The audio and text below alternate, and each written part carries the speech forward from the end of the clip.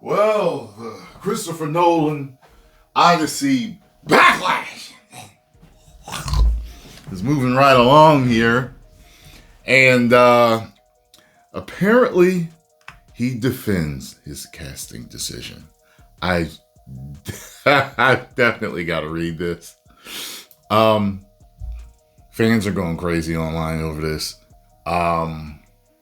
It's funny too because the whole, Black Rock thing with, they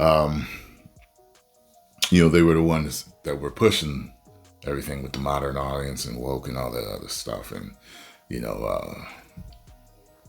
so Larry Fink eventually this year, I believe, did an interview and they were asking him, was it a failed experiment? He kind of danced around the question. So,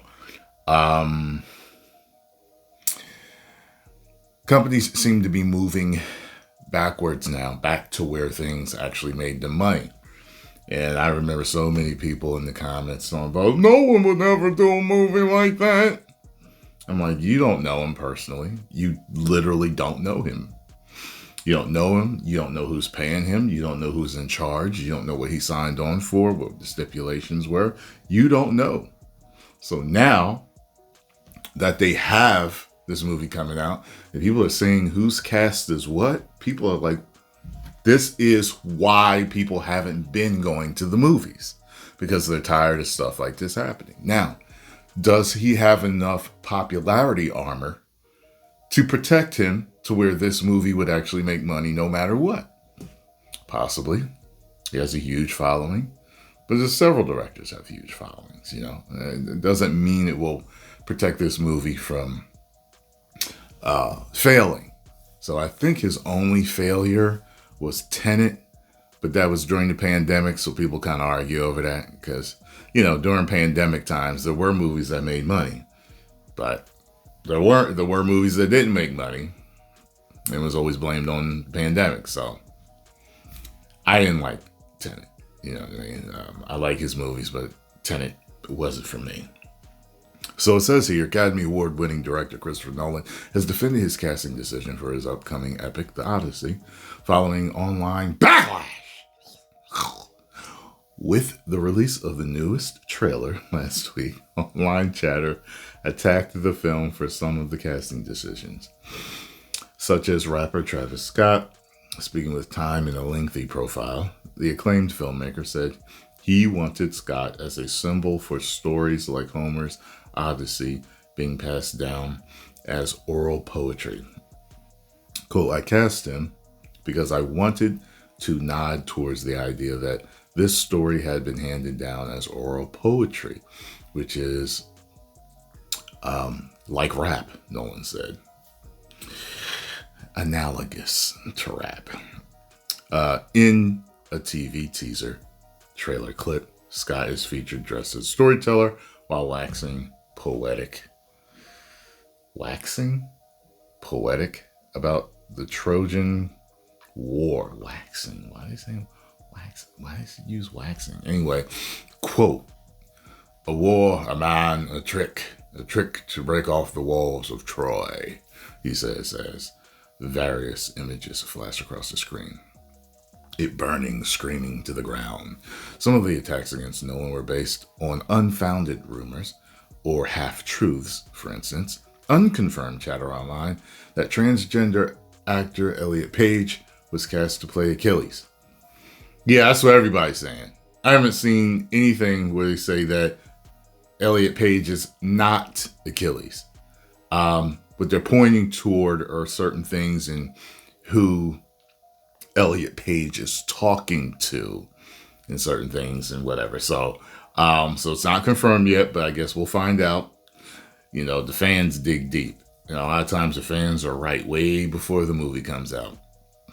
One particular hit against the film was the assertion that he adapted the script from Emily Wilson's more modernized version of Homer's epic. But Time noted Nolan's reference for the E.V. Rue and Robert Fagel's translations, comparing Emily Wilson, E.V. Rue, and Robert Fagel's translations of the Odyssey, I feel less like I'm interviewing director than sitting in office hours with a particularly approachable professor, noted Eliana Doctorman. He has studied the period in the film and is aware of the historical moment. The Trojan War marks the end of the Bronze Age, and Greece is about to plunge into a dark age of fallen kingdoms and lost literacy. Let's see, he has also studied the text and made several striking adaptations choices, she added. Nolan also said he employed a team of experts to make the Odyssey authentic and accurate.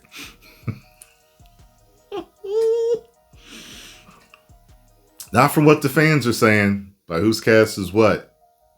Okay. For Interstellar, you're looking at what is the best speculation of the future. When you're looking at the ancient past, it's actually the same thing. Nolan said, what is the best speculation and how can I use that to create a world? Hopefully they'll enjoy the film, even if they don't agree with everything. We had a lot of scientists complain about Interstellar, but you don't want people to think that you took it frivolously. He added.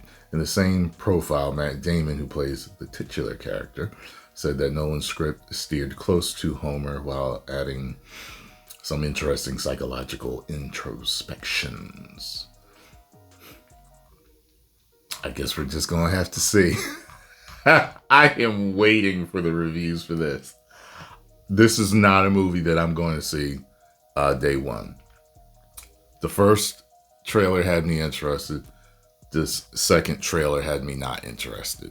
And the way everybody's talking, the fans dig deep. The fans find stuff before something's released. Okay, and the majority of the time, the fan base's speculation about certain ones, usually controversial films, is on the money. They'll get a few things wrong, but they'll get a lot of things right too. So I'm waiting until it comes out. And I will wait to watch particular movie reviews before I go and check it out. Because I'm not going to waste my money to be irritated with modern audience garbage. 10 million subscribers. Woo!